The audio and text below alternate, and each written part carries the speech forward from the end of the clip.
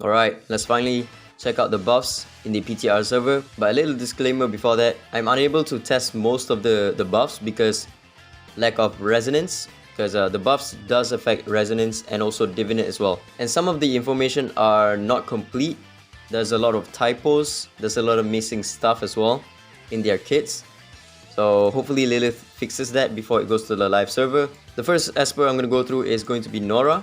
I think she's the tamest out of all of the buffs, even though she got the most buffs out of the 7. Her S1 now no longer cycles.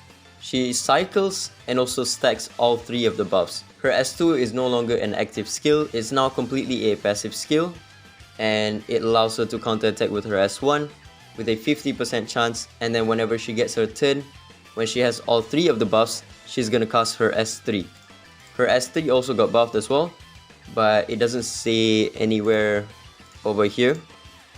Basically, her S3 will now also apply all 3 of the effects of the buffs, which is the Largo, Andante, and also, what's the other one? Presto. So all 3 of these effects are here, dealing max HP damage up to 50% of her attack, and also reducing target's AP, and then also dispelling 1 buff from the target. Her Divinate also got changed. At the start of a round, gains 3 stacks of Rainbow Shield, and if Ana is deployed, she gains 1 additional stack, which is immune to petrification when attack consumes 1 Rainbow Shield to block the damage from the first hit of the attack, and then counter attacks with the basic ability. Her Resonance also got changed. Her R2, now each counter attack increases AP for Norah's teammates by 10%, it's pretty good. And then her R6 I think is gonna be pretty insane. Counter attack chance when teammates takes hits is increased to 100%. So it's no longer when she is attacked, now it's also when teammates takes a hit. I think these buffs are pretty good for her, but I don't think she's gonna be like meta breaking or something. She's gonna be decent against some comps for, oh my god, she just died. I think she's gonna be decent against a Wuyu comp because she does ignore defense with her skills. With every 1% of accuracy that you give her, she gains 0.5% of ignoring defense, right? So if you have 100% accuracy on her, she's gonna gain 50% ignoring defense. So that's gonna be pretty good against a Wuyu comp. But against a Wuyu comp, you want her to be extremely slow, because if she's too fast, she's gonna cast too many AoE attacks, because whenever she has 3 stacks of this buff and she takes her turn, she's gonna cast her S3 no matter the cooldown. And then for PvE, I don't think anything is gonna change for her. She's gonna be good for Andras, which she already was good for Andras, but this time she's gonna be even better because her counter attack has been increased to 100%, and she doesn't need to cast her S2 anymore. So you can make her extremely slow and she will still do her job at counter attacking Andras. For PvE bosses, I don't think anything is gonna change because her multipliers are not high enough, and her damage is based off of getting hits. So for a unit to be good in like PvE bosses like Falsetto Fantasy, their DPS or damage per turn needs to be during their turn or outside of their turn, not based off whether the unit gets attacked by the boss or not, which Norah is heavily reliant on. If the boss doesn't attack her, her damage is going to be very subpar, right? These buffs are pretty good on her, but I don't think it's going to be, game changing. I think she's going to be good in areas that she's already good in, and then maybe she could be decent against a Wuyu comp. Not really great because she does spam her S3 a lot. Next Esper I'm going to go through is Fumitsuki. I think she got a pretty sizable buff. Now her passive no longer relies on whether she has Bamboozle or not, because that's the main problem, right? Her problem was that she needed to have the Bamboozle buff for her to start attacking with her S1. So her passive now states that at the end of an enemy turn, if Fumitsuki is incapacitated, this is wrong. If Fumitsuki is not incapacitated and doesn't have taunt, launches a pursuit attack with basic ability and inflicts stun on the target for 1 turn, won't miss and can't be resisted. This is very huge. It's a guaranteed stun on the enemy. She's gonna be really good in warm-up match, I think. Her S3 also got changed a bit. Attacks all enemies, damage is equals to 100% of attack, inflicts disease and crit rate down for 2 turns. And then the bamboozled buff is now changed to resist plus 60% and defense plus 60%. Her R2 has also been changed to dispels all buffs from the target before casting her S1. I think this was dispels 2 buffs before the buff. And then her R6 is at the start of a round gains bamboozle. Casting this ability no longer grants bamboozle. And then her divinate also got buffed as well. After casting her S1, 100% chance of increasing the target's ability cooldown by 1 turn. Even though the buff doesn't seem significant, I think her buff is more prominent than what Norah's buff is, because her main problem was that she needed the bamboozle buff in order to do this, right? Whenever the enemies take a turn, she will pursuit attack with her S1. But now she no longer needs the bamboozle buff. So whenever the enemy takes a turn, she's gonna re-stun them. But it doesn't proc whenever they don't take an action. So for example, like this guy in the front right here is already stunned, right? When he gets his turn, he's not gonna be re-stunned by Fumitsuki. Otherwise, I think she's gonna be pretty OP, because then the enemies would be perma-stun. Only enemies that, you know, ignoring debuffs would be able to go up against her. But I think this one makes her more balanced. I think this is very good for her. She's gonna be really good for RTA or warm-up match. But aside from that, I think she's probably gonna stay underused for most people's account. Okay, so next one is going to be Ophelia. I think Ophelia's buff might make her a pretty good PvE bossing character. So her buff is that now her R6 is now in her base kit. So her pursuit chance can go up to 4 instead of the maximum 3 before the buff. And then her S2, if you don't kill the enemy, then this ability will reset its cooldown. So against a boss type content, she will never use her S1, because she will go cycle between her S3 and then she will spam her S2 until she gets her S3 back. The other buff is her R6 has been changed to resets pursuit attack count when a pursuit attack kills an enemy. So if you have her at R6, she could be a solo cleave unit that can just wipe out the entire team by herself. I think you can pair her up with Xuan Pin. I think she could potentially wipe out the entire enemy team by casting her S3 and then just spamming her S1, killing every single one of the enemies, right? Because it will reset the counter whenever you kill the enemies with her S1. So the reason why I think she might be good for PvE content or bossing contests like Falsetto Fantasy is because her multipliers are insanely high. I also forgot to mention that her S3 buff no longer diminishes the amount of damage that her S1 does. Before the buff, each S1 that she pursues with, the damage is lowered by 20%. So if you do 4 pursuits attack, the 4th one will get lowered by 60%. That's a huge amount. Now her pursuits will do maximum damage. Let's pull out the calculator real quick. Her S3 has a multiplier of 270, right? So 270 plus her S1, which has 130, plus 130, plus 130, plus 130, and last one plus 130. Her multiplier is at 790, but that's not all. Her R1 gives her 10% final damage on her S1. And then her Divinate also gives her 30% final damage when the enemies have below 100% HP. So if you have her Divinate 3 and R1, she's gonna do a lot more than 790. Let's see, 130 times 1.1 because of her R1, and then times again by 1.3 because of her Divinate. So her S1 is going to do 185 or 186% of damage.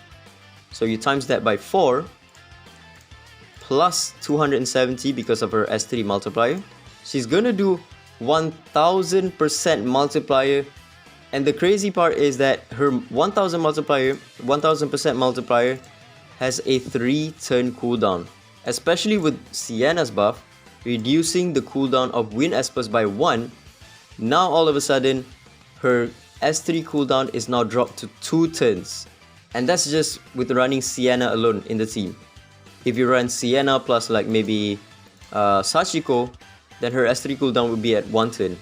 She's gonna spam it every single turn with a 1000% multiplier. but I can't guarantee that she's gonna be good in bossing contests, mainly because she needs to take a turn before she does her damage. With how DPS is right now in the meta, they do their damage outside of their turns, right? If you look at Brewster, the reason why he's really good is because his damage is outside of his turn. So he doesn't lower the turn count that you have against the boss. Whenever your supports do an attack, he will also follow up with his S1. Same goes for Embla. Embla has the Corrupted Seed. Whenever your allies proc it, she's gonna do a lot of damage to the boss. Same thing with the new Esper Sloan. Sloan also does a shit ton of damage with her passive right here. For PvP though, I think she's gonna be a pretty good cleave unit when you pair her up with Shren Pin and stuff. Only if you have her at R6. So yeah, that's about it for Ophelia. Again, she might be good for bossing contests, she might not be, because even though she has a 1000% multiplier, it might not be enough in today's standard when she needs to take a turn for her to do that 1000% multiplier. Next Esper is going to be Fatimah, and I'm also going to go through Amir at the same time as well. Fatimah got her basic stats increased to 2% now per stack. This was her R2, which is now brought to her base kit. The Fighter's Resolve will now lower by 1 stack whenever she casts her S3, and she gains 5 stacks of the Fighter's Resolve at the start of combat. So start of combat, she's gonna have 50% damage reduction, and then whenever she casts her S1, it was gonna minus the stack by 1, while also increasing her damage by 10%. So when she has 0 stacks of Fighter's Resolve, she's gonna have 0% damage reduction, and she's gonna have 50% damage increase. Her R2 has also been changed. When allied Amir casts Justice Serve, launches an assist attack with Golden Judgment, and that's pretty much it for her buff. So with Amir, the only buff that he got, not really a buff, it's more of a buff to Fatimah, is that his S1 now allows him to share 50% of damage taken from Fatimah to himself. I think it's a pretty good buff, but it's still not covering her main issue, which is stacking the basic stats that she gets, because her only way of stacking the basic stats is when the enemies cast or gets buffs, right? These buffs allow her to survive better throughout the match, because before the buff, when she casts her S3, she will be completely removing her 50% damage reduction. At that point, she becomes extremely frail, and she will just die in most cases. And also with the changes to Amir, sharing 50% of damage from Fatimah, this will definitely make her survive longer in battle. But again, her main issue is not fixed, where her only way of stacking the basic stats is that she needs to go up against a certain comp. Like for example, if the enemies don't have any buffs on them, then she would not get any of the basic stats. And also what's annoying about her is that you don't know how many stacks she has. So if you're not going up against like a Feng Shun, Sachiko or Mavis, then she's gonna stack up very slowly. Because right now, she needs 100 stacks of buffs on the enemy. For example, if you go up against Feng Shun, and the Feng Shun casts his S3 on 5 enemies, right? So 5 of the enemies are getting 3 buffs. So that's only 15 stacks of buffs onto Fatimah. You still need 85 stacks of buffs on the enemy for her to reach max stacks. And in PvE, there's not many bosses that just, you know, stack up buffs like crazy. In Falsetto Fantasy, only one boss can really stack up buffs, which is the Dark Starlord. He can steal your buffs, and he could also gain like immunity and defense up on the first phase. But outside of that, no other boss really gets any form of buff. So she's gonna remain pretty much useless in PvE. She's gonna be pretty good battle of attrition unit, because if the battle drags on for too long, she's gonna have all of these stats and she's gonna be pretty much unkillable. She's gonna have way too much defense for the enemies to really do anything. All of the damage sharing that you get from Amir is gonna pretty much make her unkillable, right? But that's pretty much how you want to use her. You want to use her against like enemies with a lot of buffs, which again doesn't change how she is played. This buff is mostly just to help her survive better, just so it's easier for her to get the basic stats. And then we have Yamato. Yamato's buff is gonna be pretty massive for Wu comps. His S2 has been buffed to, instead of needing a crit in order to AP absorb, he no longer needs to crit. The Rashomon buff has also been changed. He now has crit resist plus 10%. This is gonna help him survive massively. And then attack plus 5%, defense plus 5%. This is also gonna be huge. Each time the carrier takes a hit, consumes 1 stack, and the carrier's AP plus 20% triggers once per turn. His S3 has been changed completely into a passive skill. At the start of a round, gains X stacks of Rashomon. X is equals to the number of surviving allied defender espers. When Yuuhime is his ally, gains another 4 stacks of Rashomon. And at the start of Yamato's turn, if he doesn't have Rashomon, gains Rashomon stacks equals to this one right here. And then he also grants Yuuhime a bonus turn. His divinate has been changed to when consuming Rashomon, Yamato heals all allies, which is equals to 100% of his defense. His R2 is unclear. When consuming Rashomon, all allied defender espers defense plus 10% permanently, and all allied fighter espers attack plus 10% permanently up to 10%. I don't know if this is a typo. If it's only 10%, it's pretty minuscule. But if we were to base it off of his previous kit, which was 50% of defense to defender espers, then this 10% of attack to fighter espers is going to be pretty good for PvE. His R6 has been changed to when Yamato gains Rashomon at the start of his turn, dispels all ally debuffs, heals all allies, which is equals to 50% of their max HP, and also grants Yuuhime Soul Guard. Soul Guard is redistributes 30% of damage taken by the carrier to the caster, revives the carrier upon their death, and heals them for 10% of the caster's max HP, expires upon the caster's death. So they really want to stress out that you want to be running him with Yuuhime, but you probably still won't be running him with Yuuhime. You probably want to run him with the Wu comp. With these buffs on him, I think it might be possible to even remove Lian from the Wu comp, but Lian is still better because this guy only heals when he removes or consumes the Rashomon stacks from himself, whereas Lian, when your allies takes a hit, she will also heal them, right? It doesn't necessarily mean that Lian needs to take the hits herself. Your allies can also take the hit and she will heal your allies. Whereas Yamato, he needs to take the hits for him to heal your allies. So AoE attacks will work very well for Yamato, but single target attacks onto your allies will not work at all for this divinate right here. And then for his R2 buff, this might be decent for PvE bossing contents, but if you do have an R6 Sakura, this is going to be a weakened version of Sakura's R6. So he might be a staple support for some of the PvE bossing contents if this is 50%. His R6 is also going to be pretty crazy as well. What the Wu comp lacks is cleanse. The only cleanse in the Wu comp that it has is through Sakura's S2. Dispels all debuffs from only one ally. With Yamato's R6, he now provides a full cleanse on all of your allies. So R6 Daji might struggle against Wu comp that has an R6 Yamato in the comp, because any form of cleanse against a R6 Daji is gonna be a massive disadvantage against her.